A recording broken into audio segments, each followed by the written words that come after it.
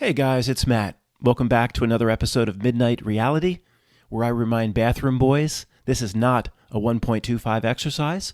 Whatever you're going to do in there or about to do in there, why don't you just go do it? That is not the purpose here. This is not to be speeded up on YouTube to 1.25. It's for those that live on the east side of the Ural Mountains to put their feet up, relax, stare into the fire, turn off the harmful, according to Thaddeus, blue LCD light that throws off your entire biorhythms. Maybe get a nice glass of cheap cognac, not the $4,000 a glass cognac that George Soros drinks, and relax into a reality discussion.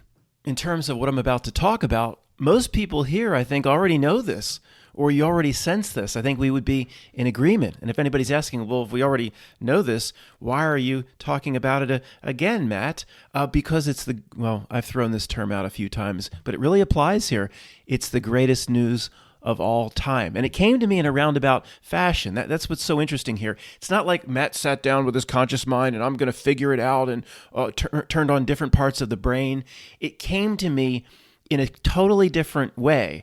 Many times, of course, we've talked about an inner knowing or a tuning fork inside. It's the next evolution of gut feeling, something that guides us that does not come from the conscious mind. And this is a skill, or at least something that needs to be honed.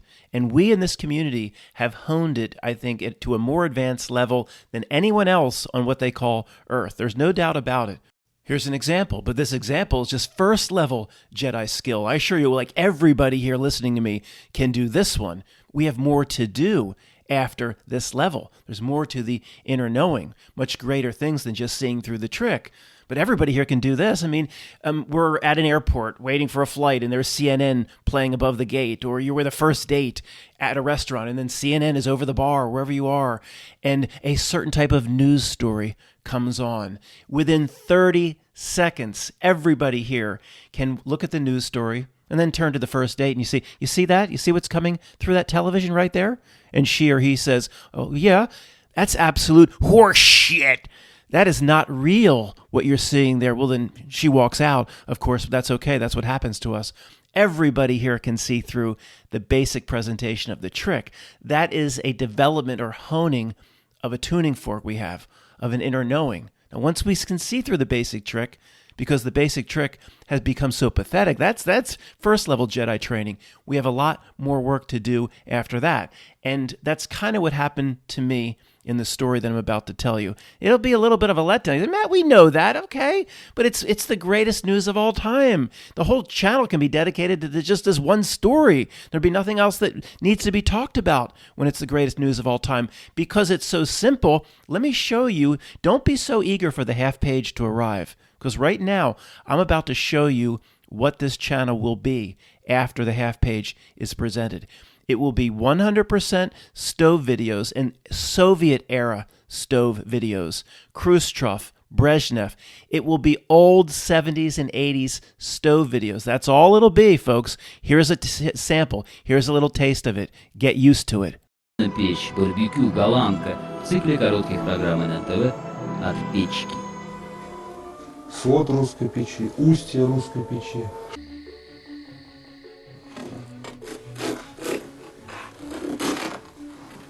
В основе классической русской печи большая камера сгорания, по-русски говоря, щи. И семьи были большие, и скотине нужно было варить, так что печи достигали такой величины, что в них залезали пари. Во всем доме.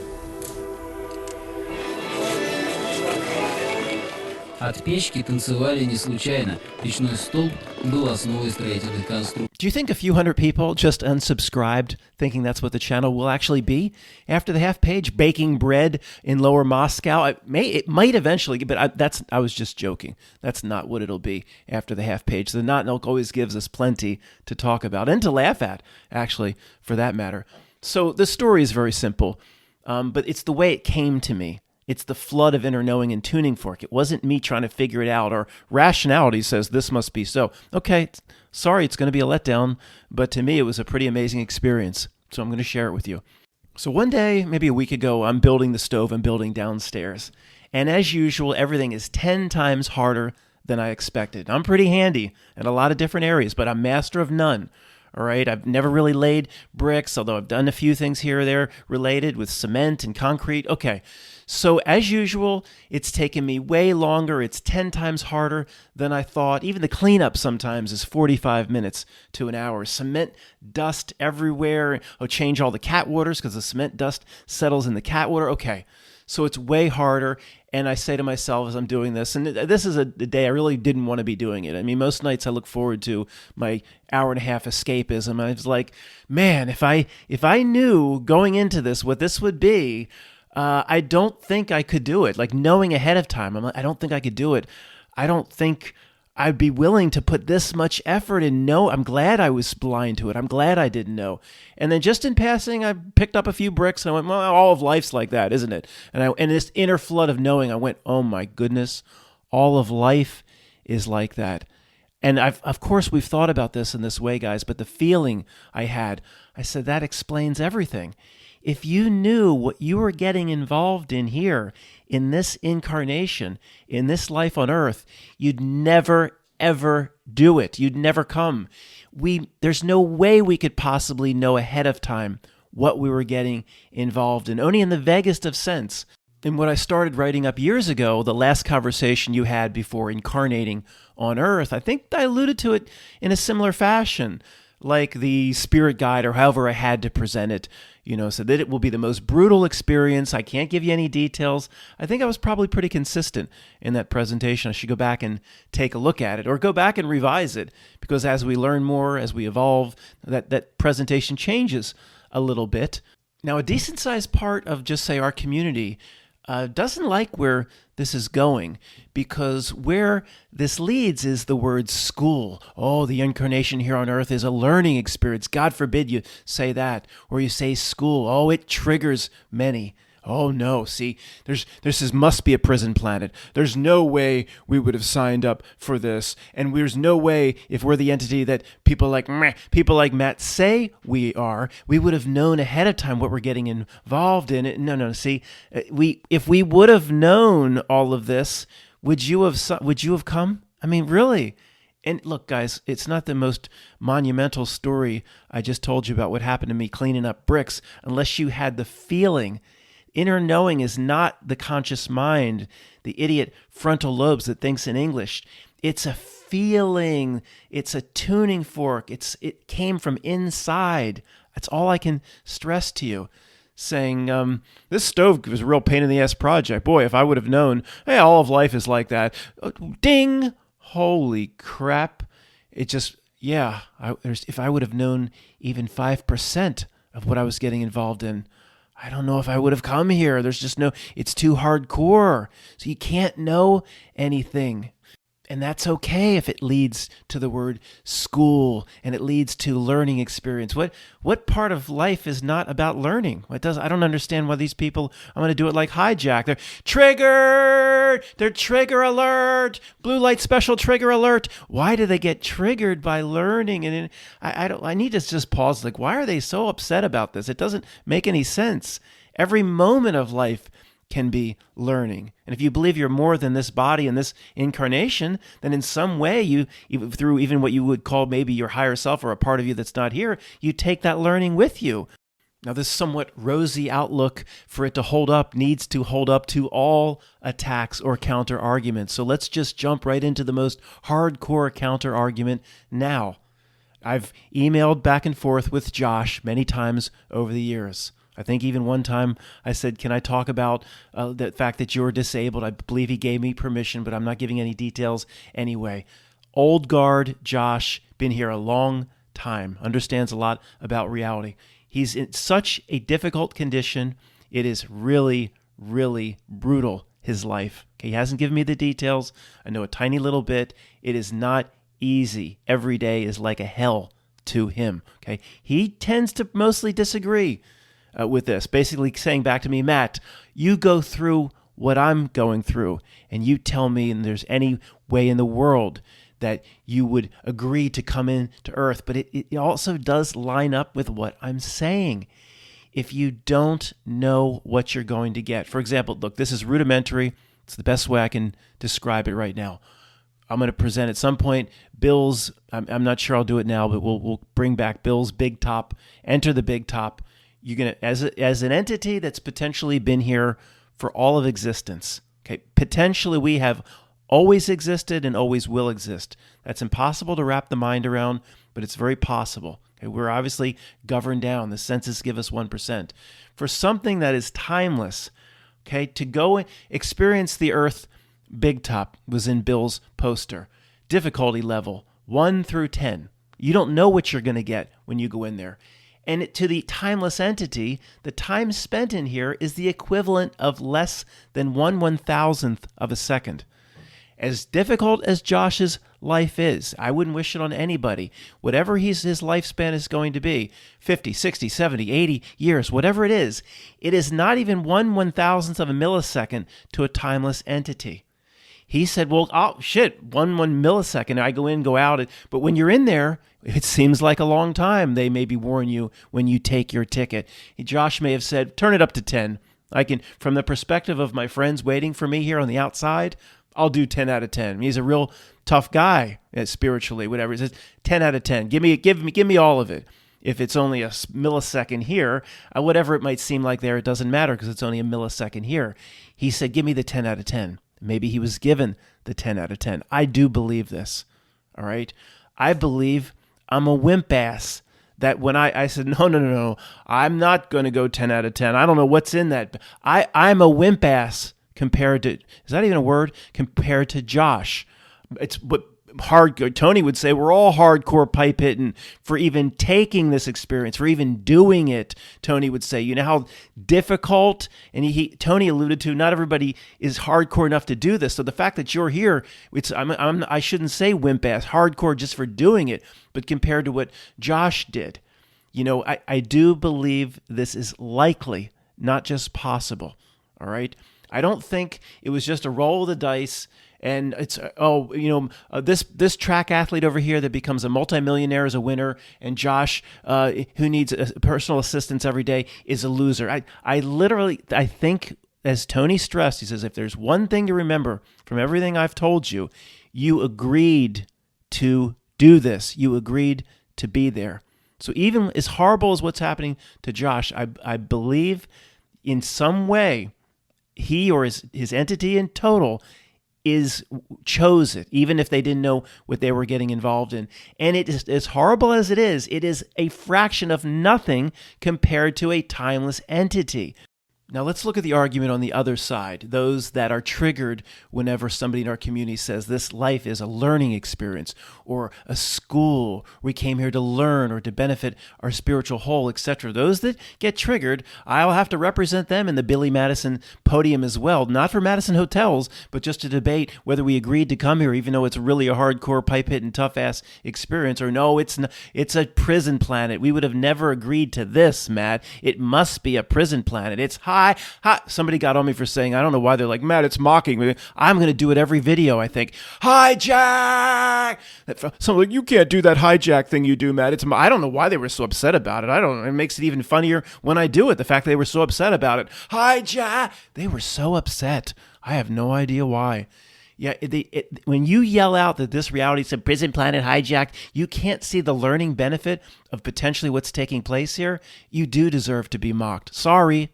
So if I were to go first in the debate, I would say to that person, do you believe you are part of a spiritual entity that is timeless or at least very, very old? Let's just put it that way. Do you believe you're something more than this experience? I can only hope. Or maybe they've seen a lot of ghost movies or whatever, but hope they understand that they're more than just this little train stop. If they said, yeah, I'm much more than this train stop. So if you're more than this train stop, you must put on the table that you could be trillions of years old. Your spiritual part of you could be timeless. I mean, that would make this experience of 50, 80, 90 years a tiny little part, right? It's just a little tiny part. Do you agree? I think they would have to say yes. What are they going to say? I'm a timeless entity, but 80 years on Earth seems like half of that timelessness. They would have to say it's a tiny little blink. So you're admitting it's a tiny little part of your total existence, but you can't put up with a tiny little part of your total existence being really, really, really bad. Is that what you're saying? I don't know what they would say to that. Well, Matt, you have to take the podium for them. So I don't know what they would say. I can't take the podium for them. That's an open and shut case. Madison Hotels, mine. And I didn't even mention the fact the other side of the argument is a lot of life is pretty darn good. There's not just all this truth community. What does it focus on mostly? If you had to pick one side, does it focus on the bad? Does it focus on the boy hijacked and the George Bush creatures? Or does it focus on the good, the truth community? It focuses on the bad. Walk out in the forest, have a butterfly land on your arm. Can make your entire day. Fifi Addy Girl's coming upstairs now. For 2.5, 3 years downstairs, a little basement area would not come up. Now it's coming upstairs, sitting in front of a sunny window. I see that. So I don't need anything else to happen all day. Don't need anything good to happen to me. My day's already made. There's a lot of good.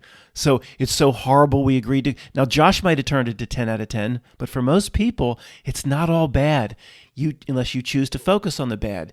Yeah, there's these minions here. Yeah, there's a lot of society I want to fix, but there's a lot of good as well. It's so hard. Prison planet. Why do we scream? Yes, the structure here is you want to get closer to it and have it take your energy? Go ahead, be my guest. If it wants to take you down into its abyss, suck you down, guess what? It's up to you whether you go down there.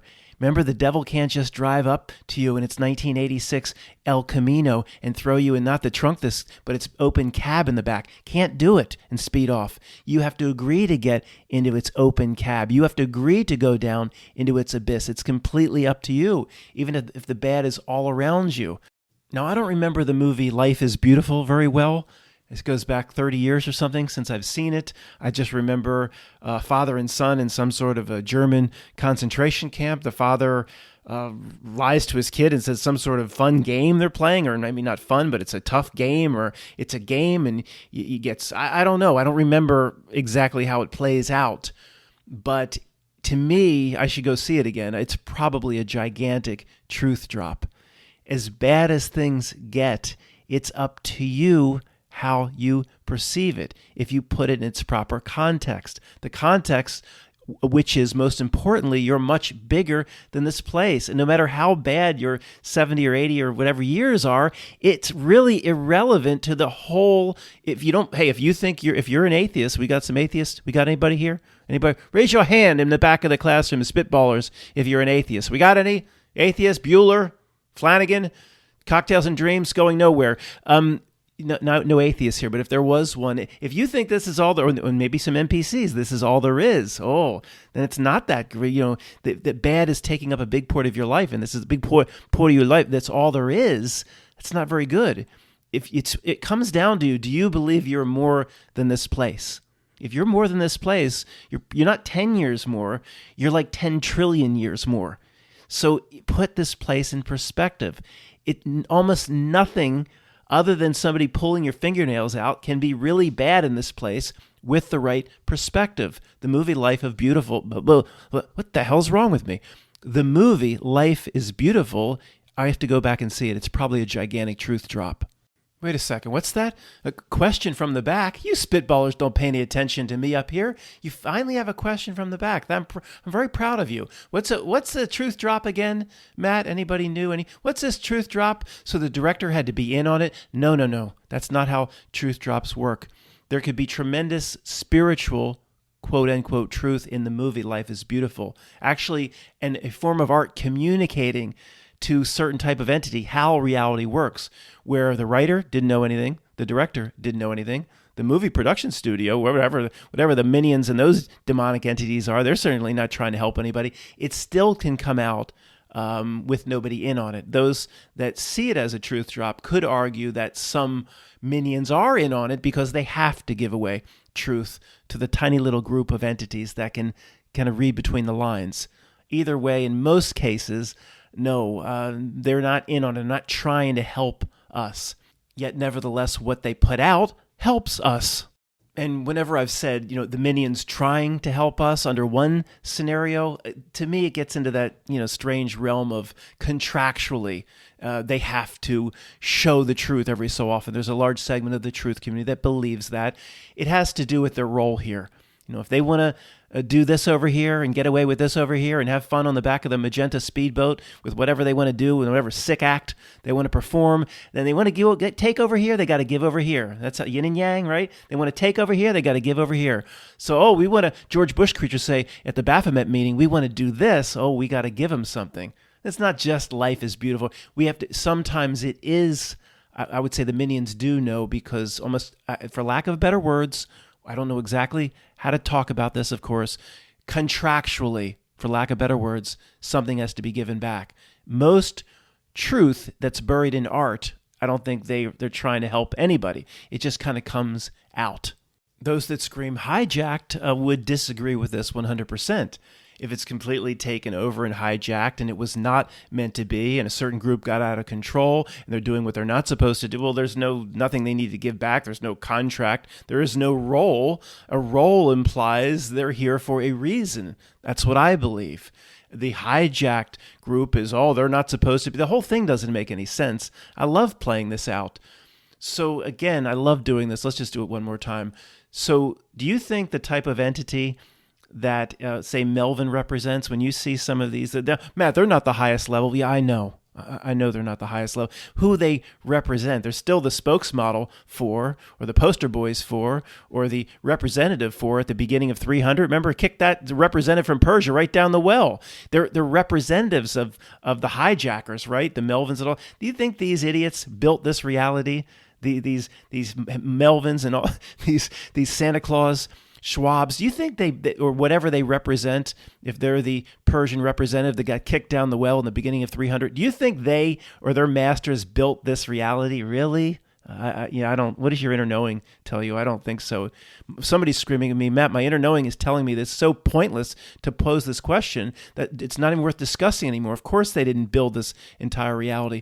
So the all-powerful, we've done this recently, so I can't, Matt, you going to do this every damn video? It's so interesting, but I remember doing this very recently, 30 seconds or less. So the all-powerful entity that built this reality doesn't know that this little group here is out of control. It has no idea. And then when it found out, it can't stop them. Oh, no. The all-powerful entity that built the entire reality just can't stop Melvin. Does that make any sense to you?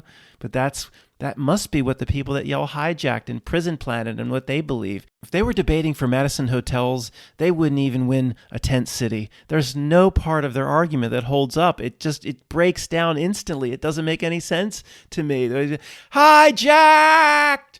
Miss Vito, does the people in the truth community's argument where they say that this place is hijacked by evildoers and we didn't agree to be here and we would have never agreed to be in here? Miss Vito, pay attention. Now, does the prosecution in this regard argument hold water? No. It doesn't hold water. It doesn't hold any water. Are you kidding me? I don't get it. So if this place is truly hijacked and these creeps are not role players, they're here for a reason, that means the entity we call, or I call Not Milk, is also a role player. If there's a Lochnar here, it's also a role player. If they're not role players and it is truly hijacked, let's see if we can trace it back through time to see when they got their power, when they took over, how'd they even get here in the first place. Let's see if we can, does it go all the way back to one of these Egyptian kings, Atu-i-Naten or Tutankhamen-Naten or whatever, and maybe there was no power and they just rub two rocks together, rub two sticks together or something, and all sorts of some sort of energy or spell was created that let some dark force in from outside this reality system. Of course, the all-powerful being that built this reality system had no idea how to keep those dark forces out. It couldn't even put up a basic planet shield like Druidia did in Spaceballs. Remember? Planet Druidia with the air shield. So what's the combination? 1, 2, 3. I have to change the damn combination on my luggage. The all-powerful entity that built this place couldn't even do a Spaceballs Planet Druidia shield to keep a dark entity out. And if it didn't have full confidence in its shield, it didn't monitor to see what was going on here. It just went to sleep and never came back. See, they're not role players here. They weren't put here for a reason. You'd have to be out of your mind. You have to be some total asshole like me to believe something like that.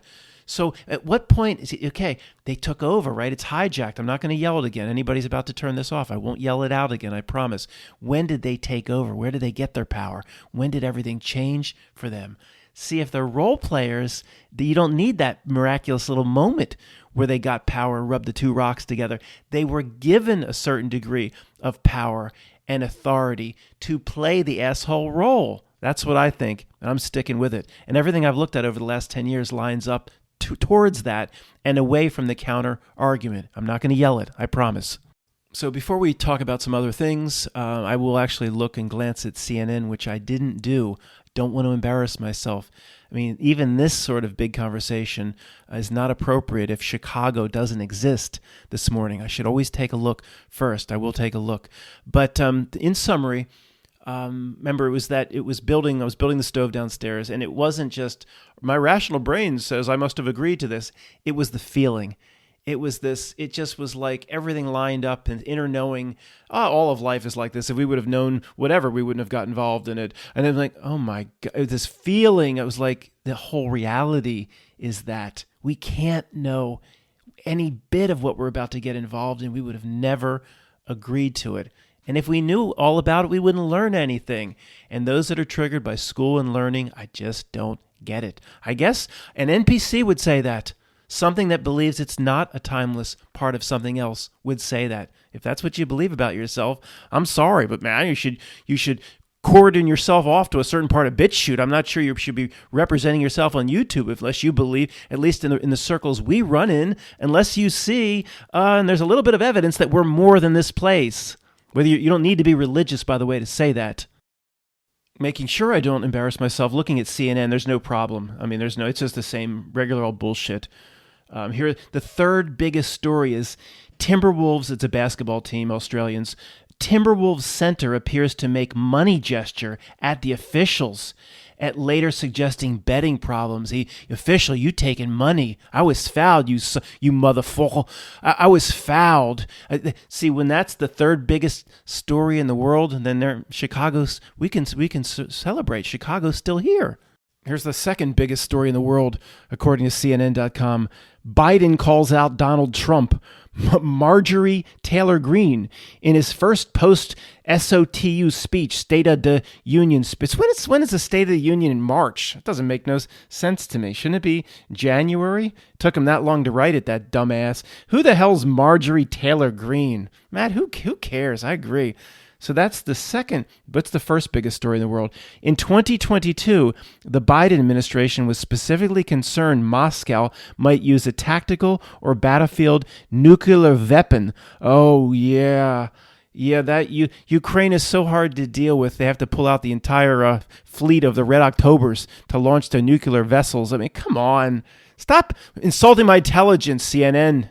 Remember about 2 years ago, after it all started, there were these weird stories of like villagers and grannies sandbagging, and villagers are dusting off their old Chinese-made Kalashnikovs in Ukraine because the Russians were coming in, and the townspeople were somehow fighting them off, digging themselves into little holes under bridges. It's like, what doesn't make any sense? They couldn't stop these tanks. It still, of course, doesn't. The whole thing is a reality breakdown to me. I can't talk about it much on this platform. Maybe we'll talk about it Free Voice sometime. I say, remember, it was mostly about small groups forming to push back the Russians, and grannies were sandbagging.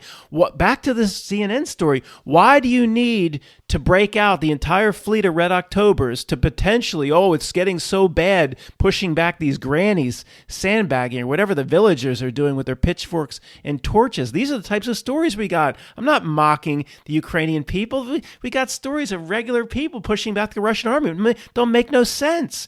But if anything, where you don't need to potentially, according to CNN, they fueling up the nuclear weapons. Whoa, really? The grannies sandbagging under the bridge are so hard to push back. We're thinking about tactical nuclear strikes so we can come into Ukraine. I was going to say the reality is derailed. Well, it derailed a long, long time ago.